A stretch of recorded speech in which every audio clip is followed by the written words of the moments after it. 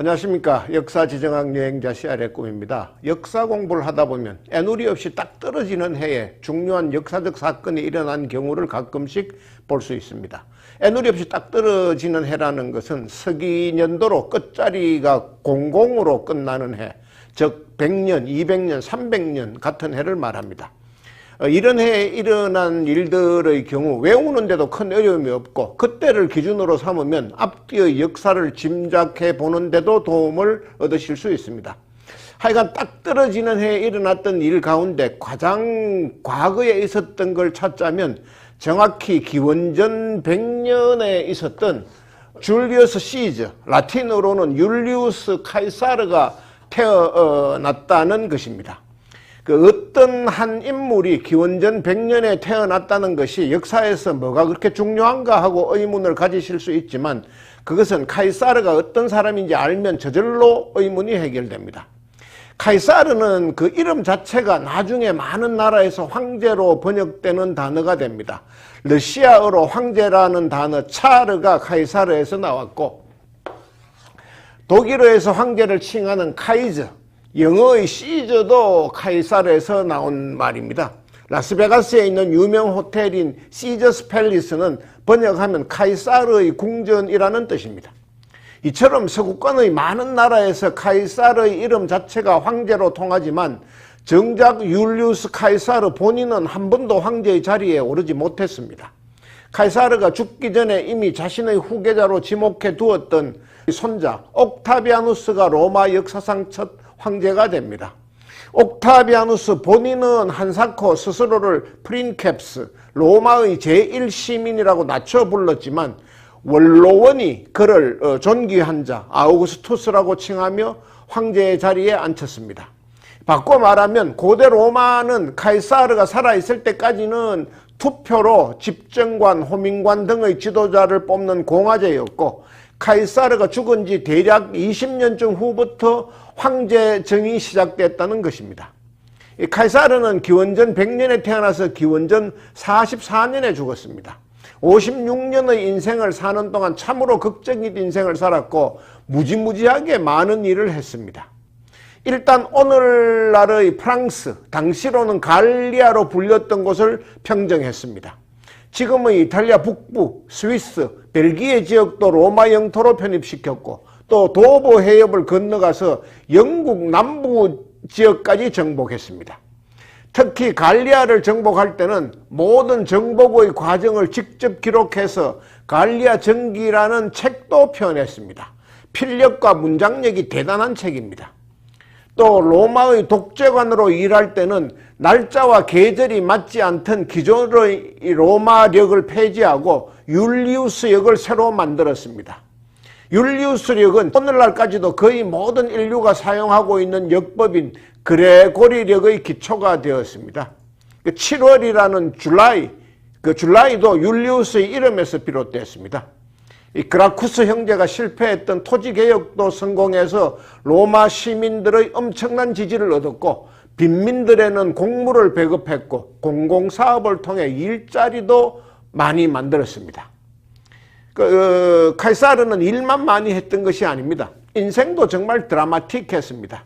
집권파의 정적이라는 집안의 내력으로 인해서 어린 시절부터 반대파의 살생부 명단에 이름이 올라갔고 그런 상황을 피해서 다른 나라로 달아나다 해적들에게 붙잡힌 적도 있습니다. 평생의 라이벌인 폼페이우스를 추격해 이집트로 건너갔을 때는 이집트의 정정을 평정하고 클레오파트라와 연애를 하기도 했습니다. 어떤 전쟁에 참전해서 승리한 후에는 베니, 비디, 비치, 왔노라, 보았노라, 이겼노라 하는 석 줄짜리 보고서를 원로원에 보냈습니다.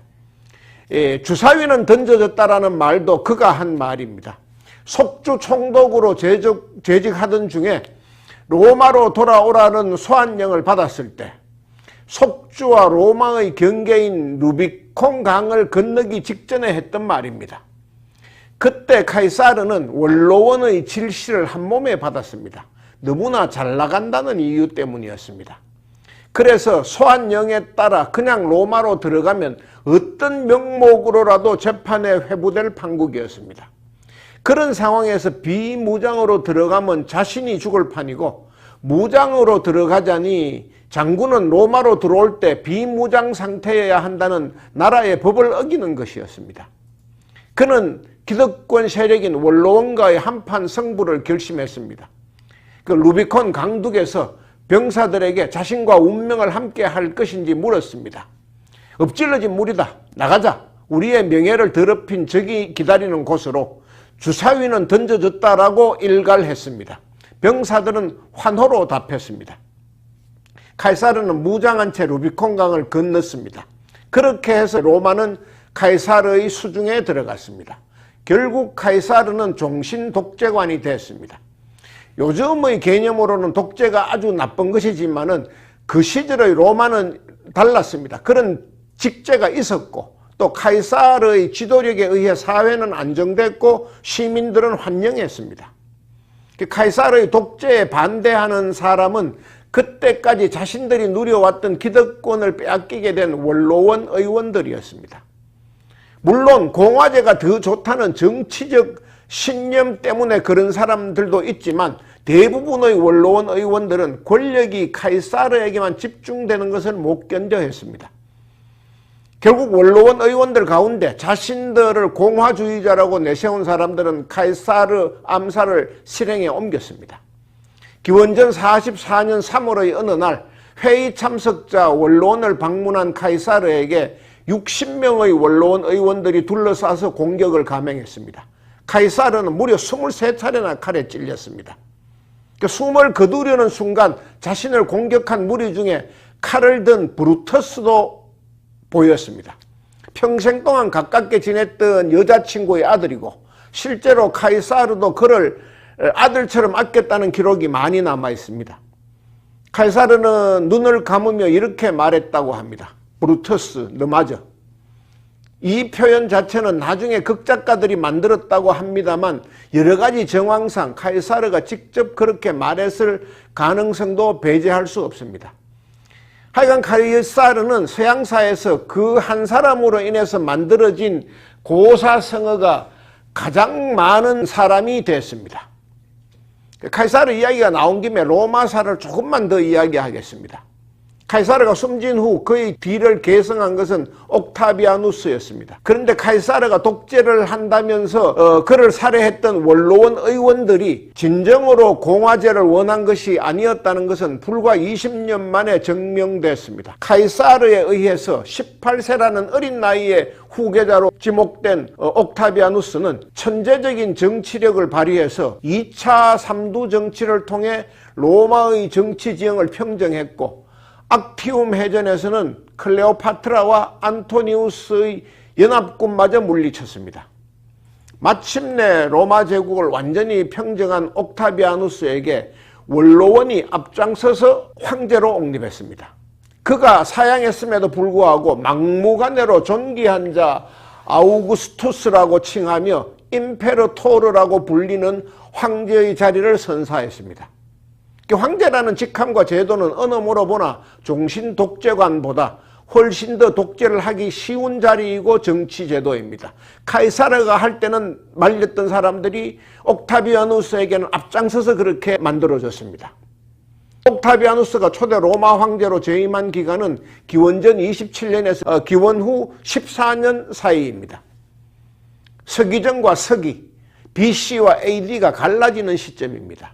기원 전후를 나누는 시간 구분의 기준이 됐던 예수의 탄생, 또 예수의 성장 시기와 겹치는 부분이 많습니다.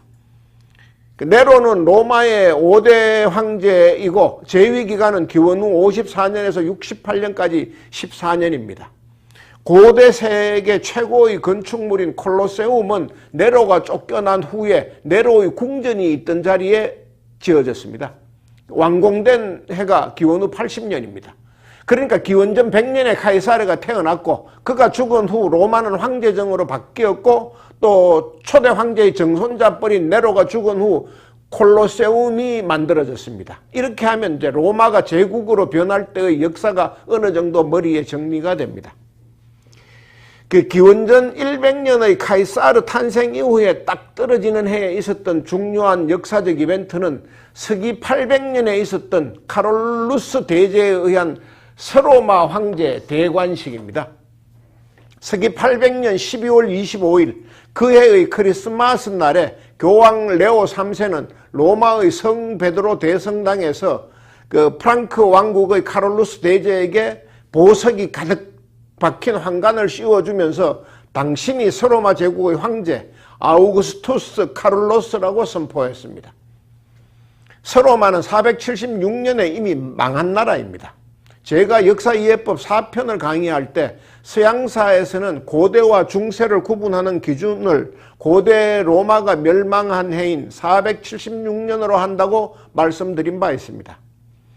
하여간 그때 서로마가 망했는데 300여 년이 흐른 후에 갑자기 뜬금없이 교황이 카롤루스 대제의 서로마 황제 대관식이라는 이벤트를 연출했습니다. 당시 카롤루스는 굳이 교황의 대관식이 필요 없었습니다. 이미 옛날 서로마 제국의 영토를 대부분 회복했고 또 프랑크 왕국의 왕으로서의 충분한 권위를 누리고 있던 입장이었습니다. 그렇지만 교황이 대관식을 해주겠다고 하니까 그냥 받아들였습니다.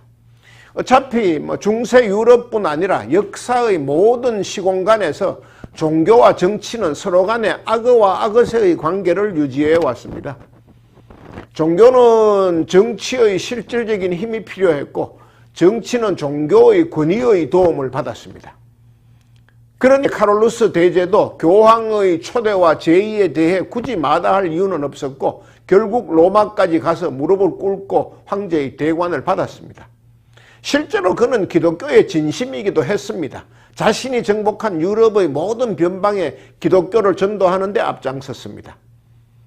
그런데 역사 이해에 있어서 중요한 것은 딱 떨어지는 해인 800년에 있었던 서로마 황제 대관식 그 자체가 아니라 그 대관식이 있은 지 얼마 후에 카롤로스 대제의 손자 때에 이르러 프랑크 왕국이 분열했고 그 분열로 인해서 오늘날의 프랑스와 독일, 이탈리아가 탄생했다는 것입니다. 로마 멸망 이후 세워져서 300년 가까이 지속됐던 메로베우스 왕가의 프랑크 왕국을 카롤루스 왕가로 바꾼 사람은 카롤루스 대제의 아버지 피핀이었습니다. 그렇게 2대 전에 만들어진 새로운 왕조는 피핀의 손자 카롤루스의 아들인 루도비쿠스 1세 때까지는 이어졌습니다만 루도비쿠스가 사망하자 카롤루스의 손자들은 할아버지가 만든 제국을 자신들이 조금이라도 더 차지하려고 전쟁을 벌였습니다. 그것을 역사는 프랑크 왕국의 분열이라고 기록했고 그 전쟁과 분열을 끝내고 땅을 나눠 갖기로 합의한 조약을 그 회담 장소의 이름을 따서 베르댕 조약이라고 했습니다. 그때가 843년입니다. 프랑크 왕국의 중앙 부분은 맞손자인 로타르가 차지하고 동쪽은 셋째인 루트비, 서쪽은 막내인 카를이 차지했습니다. 둘째인 피피는 일찍 죽었습니다. 맏아들 로타르가 차지했던 중앙 부분은 로타르가 죽은 후에 또 한 번의 우여곡절을 겪으며 살아남은 사람들에게 분할이 됐고 결국 870년에 맺어진 메르센 조약이라는 것을 통해서 길었던 영토 분쟁을 마무리합니다. 그 메르센 조약의 결과 카롤루스 대제 시절의 프랑크 왕국은 중앙을 딱 반으로 갈라서 서쪽은 프랑스, 동쪽은 독일이 되고 중앙 하단부의 길쭉한 부분은 훗날의 이탈리아가 됐습니다. 마침내 오늘날의 서유럽의 국경선과 비슷한 지형이 만들어진 것입니다. 딱 떨어지는 역사 이해법 그 다음의 연도는 1600년입니다. 1600년에 일본에서는 세키가라 전투라는 큰 전투가 벌어집니다. 세키가라 전투를 알기 위해서는 그 이전에 100년 이상 벌어졌던 센고쿠 시대, 일본의 전국시대부터 살펴봐야 합니다.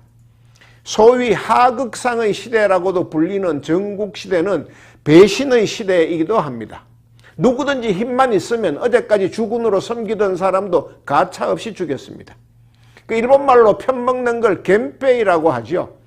오늘은 이 사람과 겐페이를 먹어서 저 사람을 죽이고 내일은 또 다른 사람과 겜페이를 맺어서 이 사람을 죽이고, 하여간 그렇게 서로가 서로를 죽고 죽이는 상황이 100년이 넘도록 반복됐습니다. 그러다 마침내 한 사람이 그의 상황을 평정했습니다. 전국 재패의 목전까지 도달했습니다. 현재의 나고야시 주변 지역인 오와리 지역의 영주였던 오다 노부나가라는 사람입니다. 오다 노부나가는 지금도 일본 사람들이 좋아하는 역사적 인물을 뽑으면 항상 세 손가락 안에는 꼭 들어가는 사람입니다. 그 조총을 실전에 가장 효과적으로 활용한 인물이기도 합니다. 그런데 노부나가가 거의 통일을 이룬 그 시점에 교토 인근에 있는 절 혼노지라는 곳에 군대도 없이 약간의 경호 인력만 거느린 채 머물고 있다가 자기의 가신이든 부하이든 아케치 미스히데라는 사람에게 배신을 당해서 거기에서 암살을 당했습니다. 혼노지의 변. 노부나가의 맏아들도 그때 함께 죽었습니다. 그 사건을 일본 역사에서는 혼노지의 변이라고 부릅니다. 그 혼노지의 변이 일어났을 때 노부나가의 또 한 명의 척근은 수백 킬로미터 떨어진 다른 전장에서 전투 중에 있었습니다.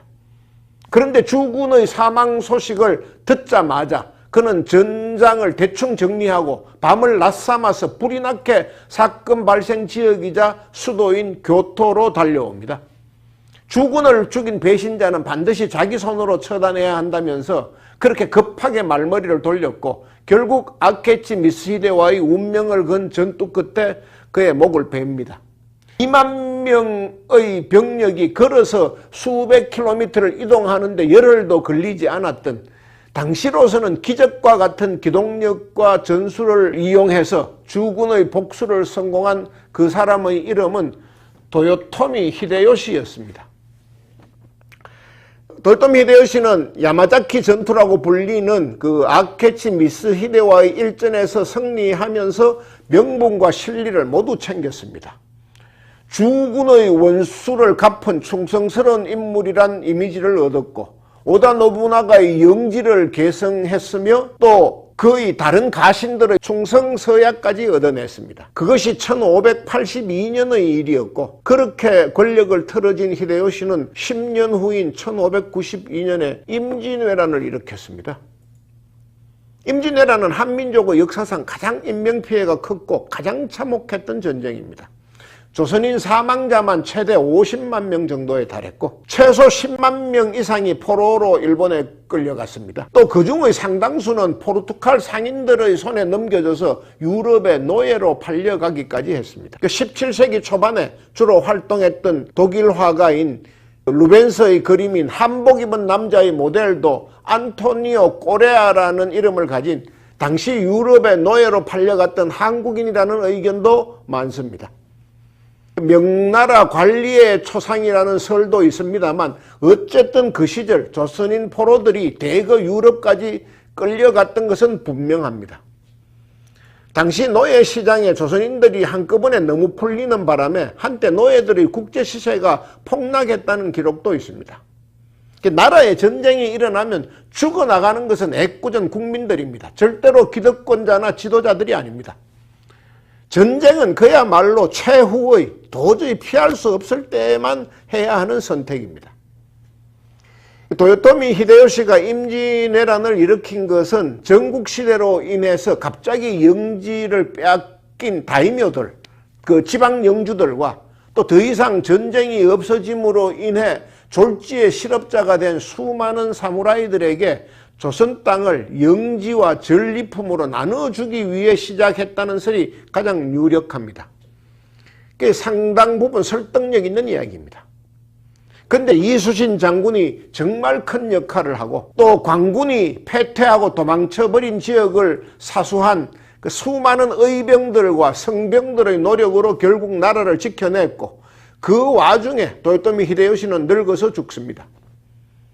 전국시대가 끝나가는 즈음에 오다 노부나가가 죽고 또 유업을 이어받았던 도요토미 히데요시도 임진왜란이 끝나갈 쯤 죽는 바람에 졸지의 정권을 차지하게 된 사람이 도쿠가와 이에야스이고 최종적으로 그가 더 이상 적수도 없고 이인자도 없는 절대 권력을 차지하게 된 것이 딱 떨어지는 해인 1600년에 있었던 세키가라 전투의 결과입니다.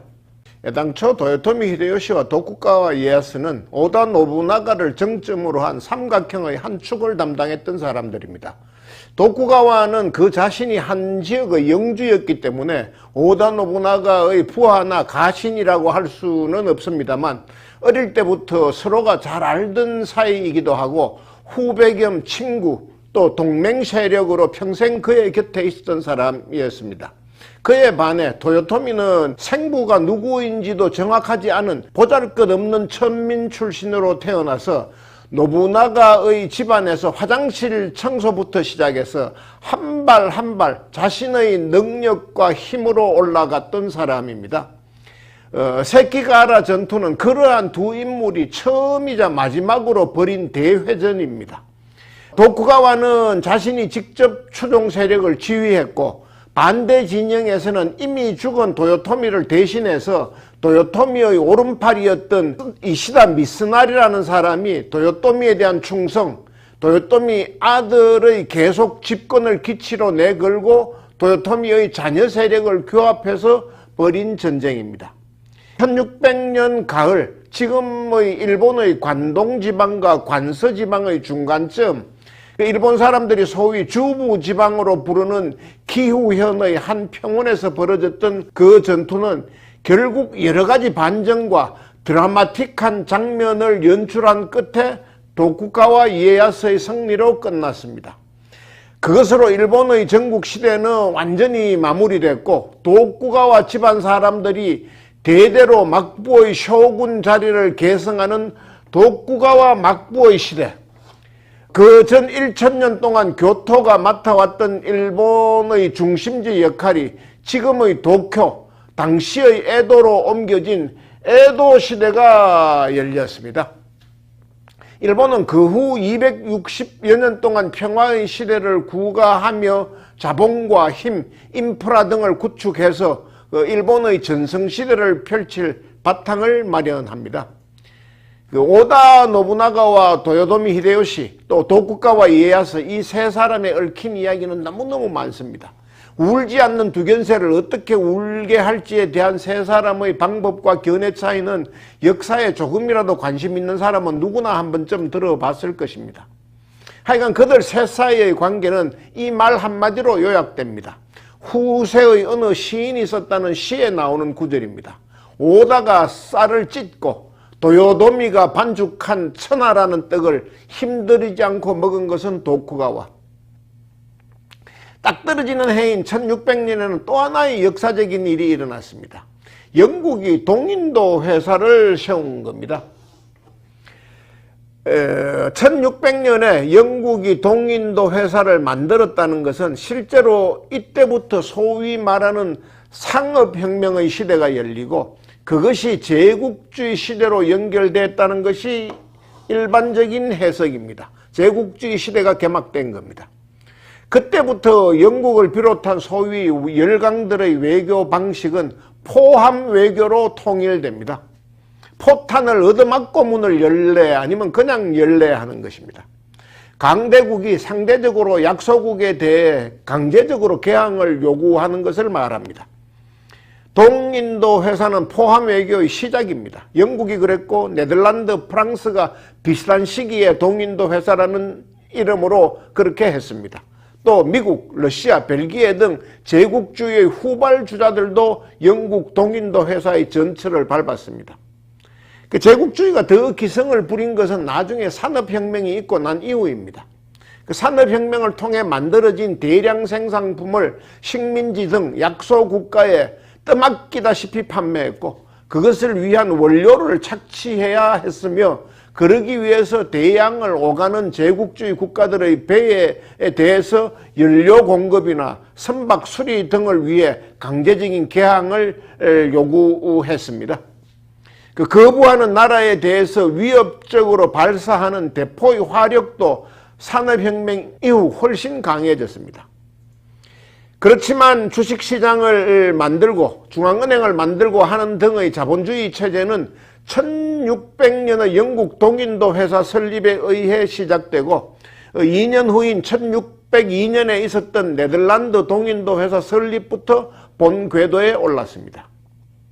딱 떨어지는 해인 1800년에는 우리 역사에도 아주 중요한 일이 있었습니다. 정조대왕이 그때 성하하셨습니다. 사실 조선의 경우 임진왜란 때 한번 왕조가 망하고 새로운 세력이 새 왕조를 개창했으면 어땠을까 하는 생각을 자주 하게 됩니다. 역사에 있어서 가정은 의미가 없다고 하지만 조선은 그 큰 전쟁을 겪고 난 후에도 조금도 정신을 차리지 못했기 때문입니다. 앞서 말씀드렸습니다만 전쟁을 일으켰던 일본은 정권이 바뀌었습니다. 도요토미 히데요시 세력에서 도쿠가와 이에야스 세력으로 넘어갔습니다. 또 조선의 원군을 보내줬던 명나라도 얼마 후에 망했습니다. 청나라에게 국권을 빼앗겼습니다. 그런데 전장터였고 전쟁 당사국이었던 조선은 그대로 왕조의 명맥을 유지했습니다. 나라건 개인이건 앞으로도 소를 키우려는 생각이 있다면 소를 잃은 후에라도 외양간을 고쳐야 하는 법입니다. 그래야 다음에 또 소를 잃는 것을 막을 수 있습니다. 그런데 조선은 아무 짓도 하지 않았습니다. 1392년에 이성계가 조선을 세운 후에 1592년에 임진왜란이 일어나기까지 200년 동안 조선은 너무 평화로웠습니다. 양반과 상민, 천민, 또 적자와 서자, 을자는 엄격히 구분돼야 한다며 강상의 법도는 최고의 윤리라는 유교적인 질서만 더 공고해졌습니다. 그것을 대체할 만한 다른 이념과 세력이 전혀 자라지 못했습니다. 결국 전쟁 후에도 누구 하나 문책당하지 않았습니다. 문책을 하기 시작하면 왕 자신에게도 책임 소재가 닥치기 때문에 전쟁의 책임을 유야무야 덮어버렸습니다. 그러다 보니 얼마 후에 병자호란이 일어날 때도 속수무책이었습니다. 그런데도 왕조는 또 살아남았습니다. 엄청난 내상을 입었지만 목숨은 건졌습니다. 정조 2사는 그 왕조를 되살리려고 엄청나게 노력했던 사람입니다. 정조는 미국의 독립선언서가 발표되던 그해 영국에서는 제임스 와트의 전기기관이 발명되고 방직기 등의 기계가 만들어지기 시작하던 즈음인 1776년에 왕위에 올랐습니다. 정조는 즉위 후에 참으로 많은 일을 했습니다. 노론 벽파 1세기던 조정에 정약용과 최재공 등 오랜 세월 권력에서 배제됐던 소롱과 남인계 인사들을 등용하는 탕평책을 썼습니다. 규장각을 설치하고 이덕무, 유덕공 등 서울 출신의 실학자들도 등용했습니다. 신분제 타파와 학문의 다양화에 힘썼다는 이야기입니다. 일부 상인에게 주어졌던 독점권을 폐지했고 금난전권이라 그러죠. 격쟁과 신문고 등을 통해 백성의 소리를 직접 들었습니다. 하여간 정조는 백성들을 위해 여러 가지 정치 개혁을 하고 새로운 제도도 많이 만들었습니다. 그런데 즉위 24년 말이던 1800년에 갑자기 사망했습니다. 활도 잘 쏘고 무예에도 통달한 왕이었는데 그해 여름에 갑자기 종기가 심해지더니 발병한 지 한 달도 안 돼서 48세를 일기로 사망했습니다. 어린 시절은 물론이고 왕이 된 이후에도 호시탐탐 목숨을 노렸던 노론 벽파에 의한 독살이 사인이라는 설이 많고 또 뛰어난 재능에다 너무 열심히 일하는 왕으로서 모든 것을 자신이 연구하고 직접 처결하려고 했던 소위 만기 칠남으로 인한 과로사 때문이었다는 설도 있습니다. 어쨌든 정조 2사의 죽음 이후 조선은 급전직하로 브레이크가 고장난 자동차처럼 망국의 길을 내달렸습니다.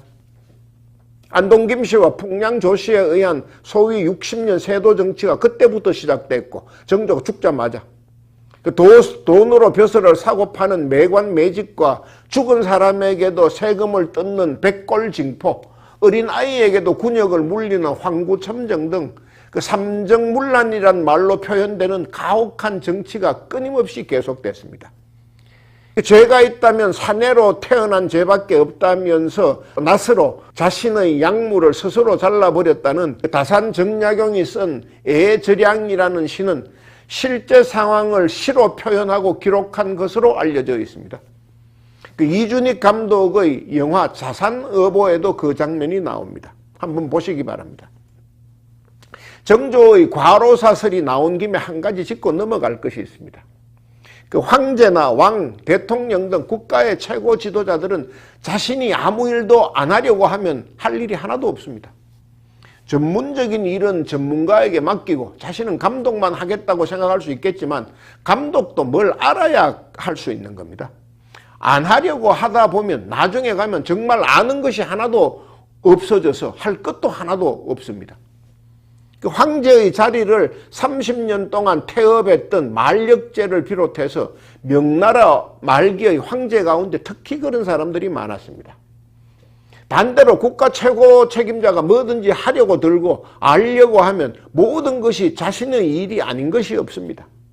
나라 살림인 경제정책과 관련된 것은 물론이고 외교, 국방, 과학, 문화 등 알아야 하고 해야만 하는 일이 산더미처럼 많습니다. 세종대왕이 특히 그런 분이었습니다. 또 청나라를 역사상 최대 강국으로 만들었던 강희제, 옹정제, 걸륭제의 조선 3대가 그랬습니다. 그 중에서도 가운데인 옹정제는 어느 날 갑자기 하루아침에 별다른 질병도 없던 상태에서 사망했습니다. 명백하게 과로사로 의심되는 상황이었습니다. 황제로 즉위한 뒤에 하루 4시간 이상 잠을 잔 적이 없고 신하가 올린 모든 보고서와 제안서, 상소를 직접 읽고 붉은색 글씨로 일일이 답과 의견을 내렸다는 그 유명한 주비유지가 바로 옹정제의 일화입니다. 실제로 역사에는 술과 여자에 빠져서 주지육림으로 나라를 망친 왕이나 황제도 많지만 세종대왕, 정조 이산, 청나라 옹정제, 러시아의 포트르 대제처럼 너무 많은 일을 하다 건강을 망쳐 사망한 군주들도 적지 않습니다. 군주나 지도자가 일을 열심히 하지 않아도 당장에는 별로 표가 나지 않는 것처럼 보일 때도 있습니다. 그렇지만 그런 나라는 깊이 멍이 들고 결국에는 청구서를 받게 되어 있습니다. 구한말, 조선이 그 단적인 예입니다. 1900년에는 이렇다 할 만한 큰 일은 없었습니다. 우리나라 최초의 철교인 한강철교가 그해 7월에 개통됐습니다. 한강의 남쪽과 북쪽이 뭔가로 연결되는 최초의 일이었습니다. 그 전까지는 나룻배로 건널 수 있을 뿐이었습니다.